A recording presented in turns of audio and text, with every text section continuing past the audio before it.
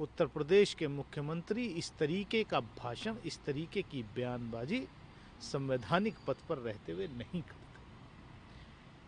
दिन रात सिर्फ लोगों को बांटने का काम आप करोगे, दिन रात लोगों को काटने और मारने की ही बात आप करोगे। कहना क्या चाहते हो आप?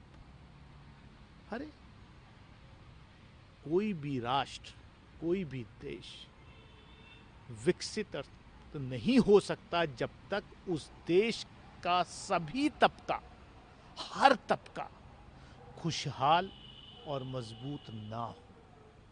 इसीलिए हम जाति जनगणना की बात करते हैं। तो उससे घबरा करके ये दोबारा से याद होगा देश की जनता,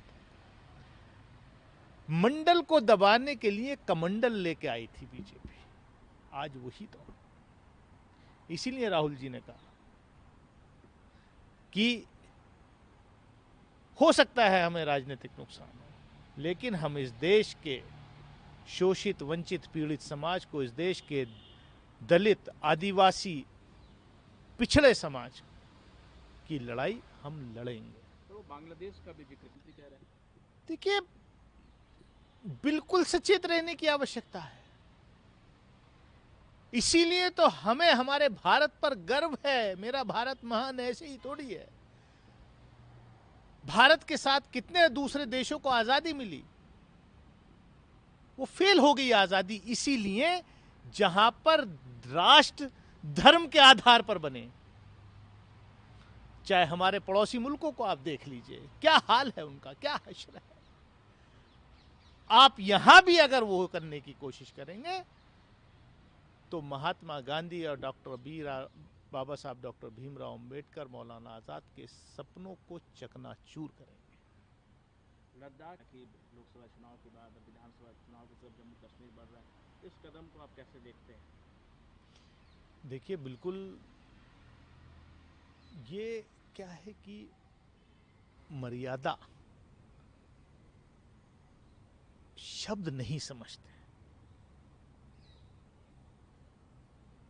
जम्मू कश्मीर में चुनाव है और लद्दाख एक वक्त में जम्मू कश्मीर का अंग होता था, यूनियन टेरिटरी बना है, उसको स्वायत्ता देनी चाहिए यूनियन टेरिटरी। तो कहीं पे निगाहें, कहीं पे निशाना ज्यादा दिन चलने वाला नहीं है और इसीलिए लद्दाख के लोगों ने आपको रिजेक्ट किया। अभी लोकसभा के चुनाव में बुरी तरीके से रिजेक्ट किया, लोकल बॉडीज के चुनाव में आपको बुरी तरीके से रिजेक्ट किया।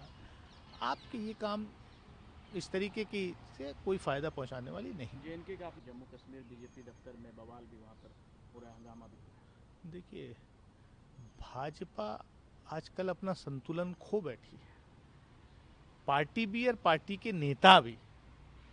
इसीलिए आज के कल प्रधानमंत्री जी बोल रहे थे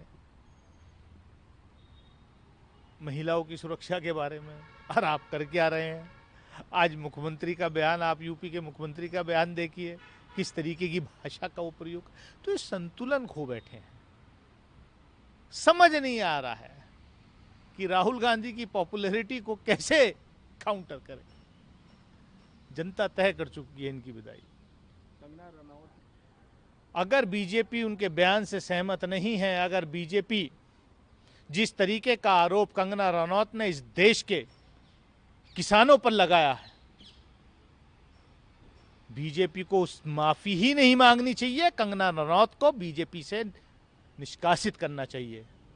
अगर थोड़ी भी शर्म भारतीय जनता पार्टी की लीडरशिप में, इस देश के किसानों के बारे में शर्म आनी चाहिए कंगना रनौत को और भारतीय जनता पार्टी को। देश के किसानों से माफी मांगनी पड़ेगी।